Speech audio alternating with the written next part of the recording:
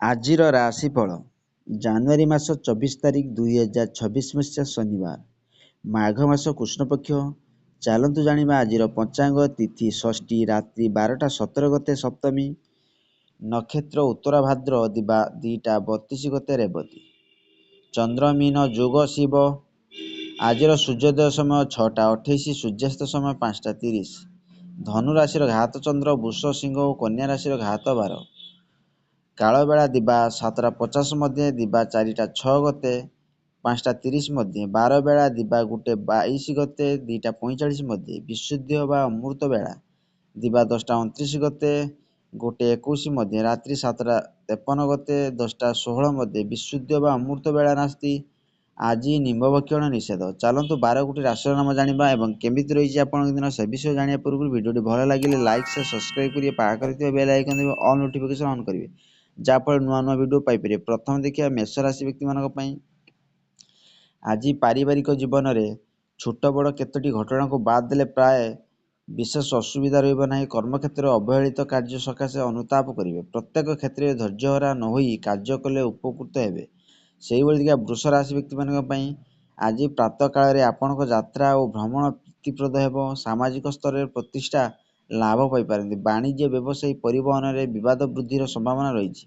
କଠୋର ପରିଶ୍ରମ ଜନିତ କାରଣରୁ ଶାରୀରିକ ଅସୁସ୍ଥତା ହୋଇପାରେ। ସେହିଭଳି ଦେଖିବା ମିଥୁନ ରାଶି ବ୍ୟକ୍ତିମାନଙ୍କ ପାଇଁ ଆଜି ପାରିବାରିକ କ୍ଷେତ୍ରରେ ବ୍ୟତିକ୍ରମ ଲାଗି ରହିଥିଲେ ମଧ୍ୟ ମନ କଥା ମନରେ ମାରି ଚଳିବାକୁ ହେବ।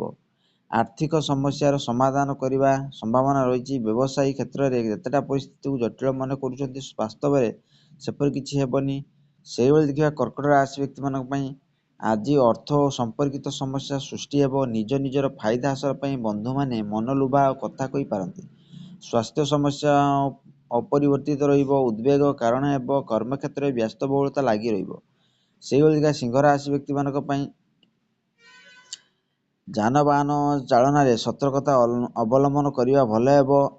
ଆତ୍ମୀୟ ସ୍ୱଜନମାନଙ୍କ ସାହାଯ୍ୟରେ ପ୍ରତିଶ୍ରୁତି ଆପଣଙ୍କୁ ନୂତନ କାର୍ଯ୍ୟ ପାଇଁ ପ୍ରେରଣା ପ୍ରଦାନ କରିବ। ପ୍ରତ୍ୟେକ କ୍ଷେତ୍ରରେ ଅଜଣା ଅଶୁଣା ବ୍ୟକ୍ତିଙ୍କ ଠାରେ ଦୂରେଇ ରହିବା ଭଲ।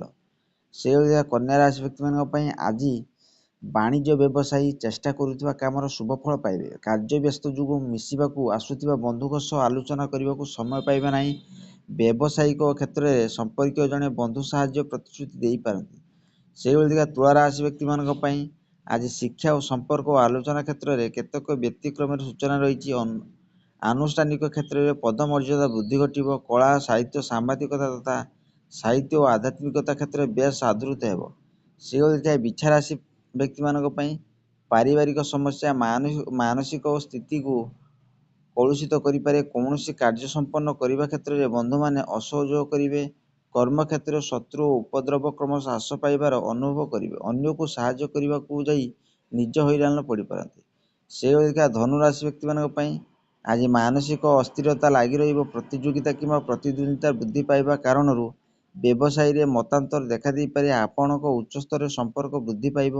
ଜମିଜମା କାରଣକୁ ନେଇ କୌଣସି ନିକଟ ସମ୍ପର୍କୀୟ ସହ ଯୁକ୍ତିତର୍କ ଲାଗିପାରେ। ସେହିଭଳି ଦେଖିବା ମକର ରାଶି ବ୍ୟକ୍ତିମାନଙ୍କ ପାଇଁ ଆଜି ଆପଣଙ୍କ କଥା ଓ କାମରେ ତାଳମେଳ ରହିବ ନାହିଁ। ସ୍ୱାସ୍ଥ୍ୟ ଓ ପାରିବାରିକ ସମସ୍ୟା ପୂର୍ବପରି ରହିବ।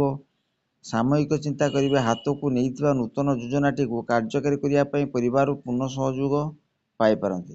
ସେହିଭଳି ଦେଖିବା କୁମ୍ଭ ରାଶି ବ୍ୟକ୍ତିମାନଙ୍କ ପାଇଁ ଆଜି ଆପଣ ଯେଉଁ କାମରେ ହାତ ଦେବେ ସେଥିରେ ନିଶ୍ଚିତ ସଫଳତା ପାଇବେ।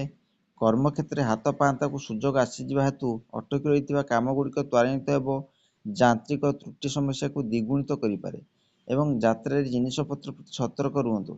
ଶେଷରେ ଦେଖିବା ମୀନ ରାଶି ବ୍ୟକ୍ତିମାନଙ୍କ ପାଇଁ ଆଜି ଶିଳ୍ପ ଓ ବାଣିଜ୍ୟ, ବ୍ୟବସାୟୀ, ପରିବହନ କ୍ଷେତ୍ରରେ ସମସ୍ୟା ଦୂର ହେବ।